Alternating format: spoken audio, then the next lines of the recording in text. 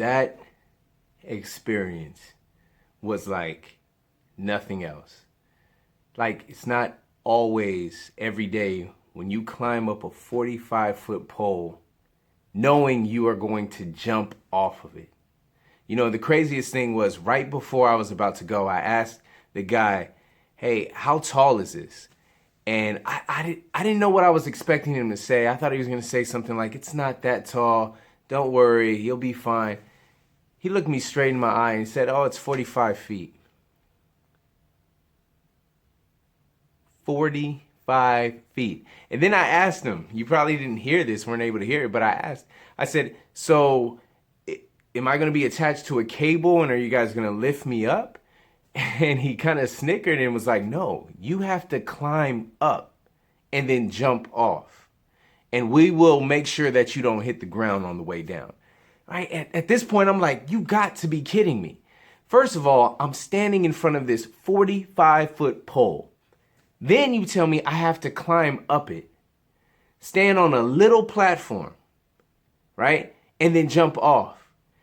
And I'm tripping out. I'm like, there is no way in the world I'm going to be able to do this, right? That little voice, that inner doubt, that fear starts speaking to you saying, this is a horrible idea. You will not be able to do it. In fact, I remember hearing fear say, look, you're going to make it halfway. You're going to have to come back down in front of all of your students. They're going to laugh at you. And then they're going to be scared and not do it because you didn't do it. Or even worse, they're going to do it and you just missed out on a great opportunity. And I remember just battling every single step up that ladder, just battling in my mind. I'm not going to turn around. And it literally got to the point where I was like, one more step, one more step, one more step.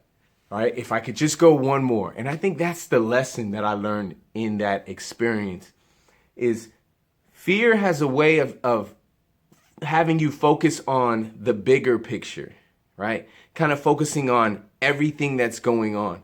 But if you just take it step by step by step, you realize that it's not as scary, right? Fear wants you to like go after the whole thing. So if there's a mountain in front of you, fear says, look, you'll never be able to move that mountain. So why are you even trying, right? But if you just say, this is what I'm going to do.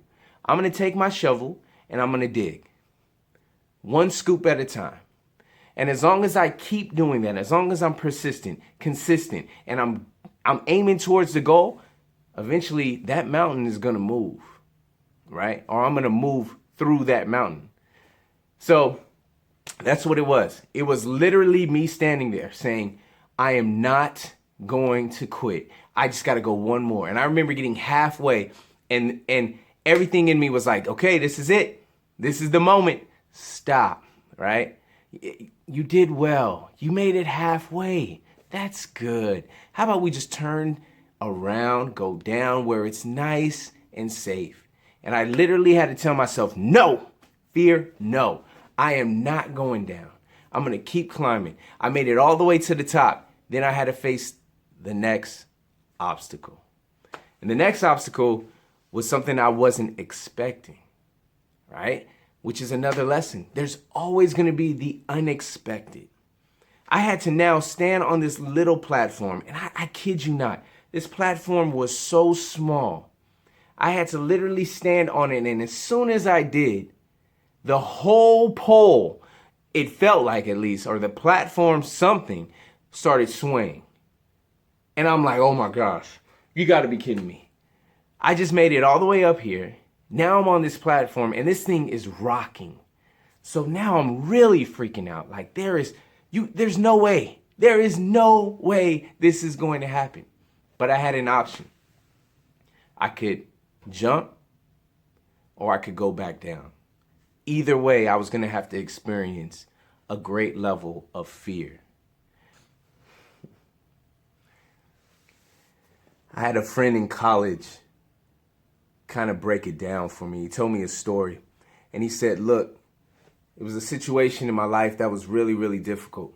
And he said, look, man, it's like you're on a raft. He said, you've already swam out to the middle of the ocean. Now you have to make a choice. You can go all the way back to the shore, or you can keep swimming to your destination. Either way is going to take about the same amount of effort. So you might as well just keep going forward. And at that moment, I had that thought. I'm at the top. I'm on the platform. I can stop right now, go back down. Hey, I accomplished at least climbing to the top.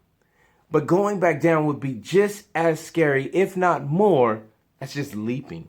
Because then I would have to slowly go back down, right? Experiencing more and more fear as I go down this pole. So I was like, man, I just gotta go. I gotta jump. And I had this great thought. Start counting down. And I said, count from 10 all the way down to 1, and then I'll jump.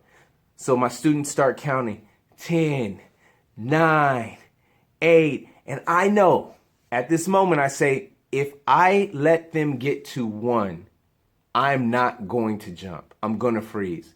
So in my mind, I was thinking on 5, I'm going. So they start 10, 9, 8. My mind's like, okay, get ready. On 5, you're going. 7, 6, here we go. 5, and I leap. It was the scariest feeling in the world because I didn't know what was going to happen. Like really, I didn't see anyone do this. I was so scared. I didn't know what was going to happen. And as soon as I leaped, I grabbed that chicken and instantly that harness caught me. And I started to slowly go down to the ground. It was amazing. It was an amazing experience. But I think that experience taught me so much about facing fears and about life, right? So for my students, I hope that the encouragement you hear in this whole thing is, look, that's what life is like. You're going to have to face obstacles. You're going to have to make choices. Do I go up? Do I go down? Once I reach a certain goal, there's something unexpected. Am I going to run from it and go back? Or am I going to keep going forward? And then once I finally leap, I got to trust that I'm going to be fine. That it's going to catch me. And that I'm going to hit the ground softly instead of crash into it. Right? There's so much. There is no way in the world I would have been able to survive that jump if people were not helping me down peacefully, right? So you got to have a team of people around you. I had students cheering me on. That was a great feeling once I made it to the bottom and to see how proud my students were, to know how proud I was inside. I mean, you saw it. There was a huge smile on my face. I couldn't even help it. I couldn't contain it. I mean, it was an amazing feeling. It was scary. It was something I don't feel like I have to do again. It's checked off the list, but I'm so glad I did.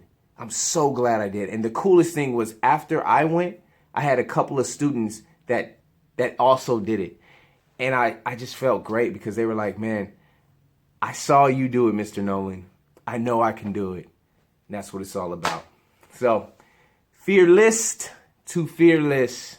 Let's keep this thing going. Okay? Appreciate you guys.